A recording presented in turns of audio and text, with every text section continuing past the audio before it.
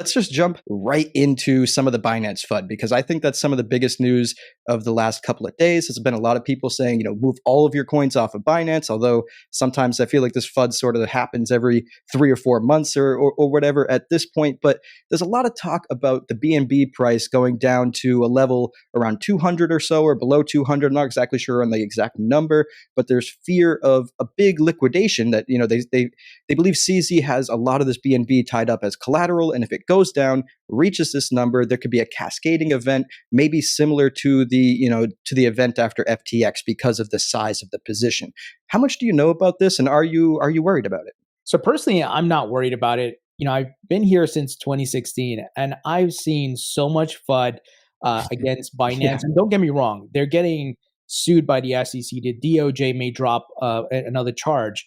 But is that going to affect Binance.com? No, I think more Binance US. That business, I think, is in trouble. I've pulled off whatever I had on there. I'm personally not using them.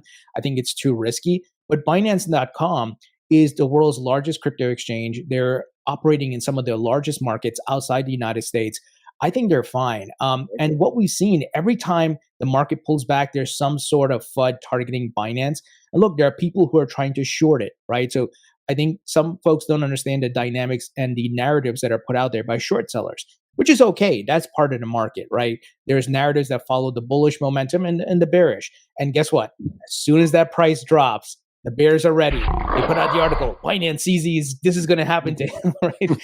This is happening. So folks have to be aware of that. Now, with that said, if there are legitimate facts that come out and say, hey, this exchange is insolvent or something is happening, we can't ignore those facts. But until we get hardcore facts, it's just narratives, in my opinion. Yeah, and I actually saw a narrative this morning in the news. I was almost about to make a short about it, but I haven't really got to the point yet. But it was actually talking about how Binance is, getting rid of their Bitcoin free, trading to some extent, or the fees that are there with their one of their largest pools between Bitcoin and Tether, USD.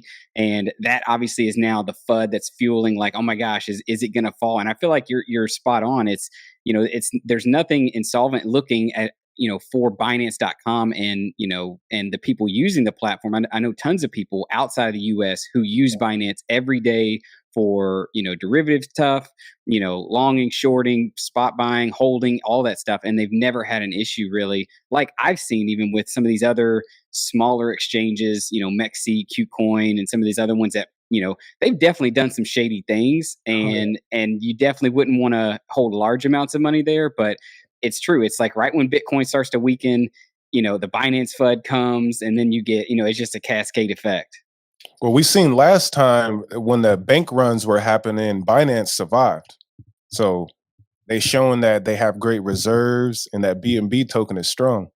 Binance survives basically every time. I mean, it's been around for quite some time. But, you mentioned Binance US, and they recently, I believe, suspended the USD trading pairs. So not the stable coins, but the actual USD trading pairs.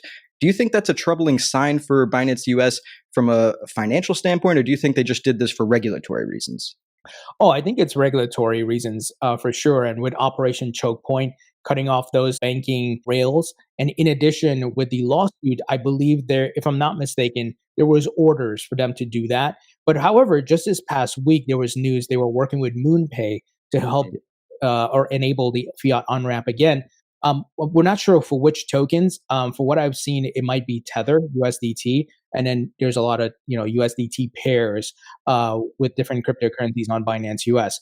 So it's kind of, my concern is not so much the business, but rather the regulators that are coming after it, and that's the red flag for me. It's not that something is happening and they're going to collapse, but the regulators are coming that hard. And I've interviewed quite a few folks and from advocacy groups like the Blockchain Association and so forth, and they're like, look, Binance is kind of the bad word in DC. No one likes Binance in DC, and that's that's a red flag for me, but just for Binance US, not necessarily Binance.com. Yeah, but that's because Binance takes it's the leading exchange. It's got all the volume. It's the king, right? Like everybody by wants far. that market share. They want that that volume that goes through Binance every single day. So obviously they have a target on their back. But I really hope they don't collapse, because that, I feel like, would be the final tick on my crypto bags plummeting bingo card.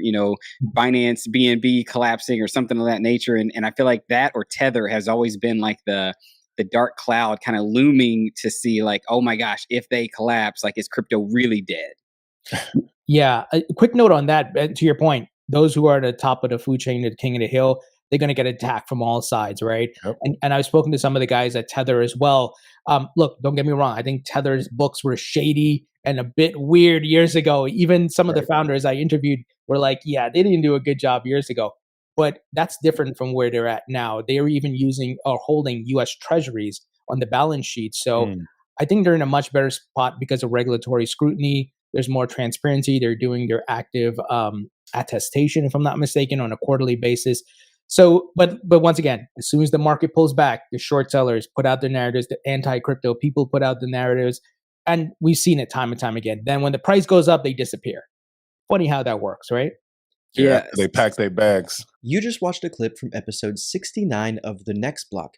If you enjoyed this clip, smash that thumbs up button and subscribe to the channel. To catch the entire episode, check out the video description down below for a link to that live episode, as well as links to our sponsors and our Algorand donation wallet. This donation wallet can accept all sorts of Algorand standard assets and is a great way to support the channel. Also, let us know down in the comments below what you think. We'd love to hear your thoughts and who you think we should have on the podcast next. We appreciate everyone that watches to the end of these videos, and we'll catch you in the next one. Thanks.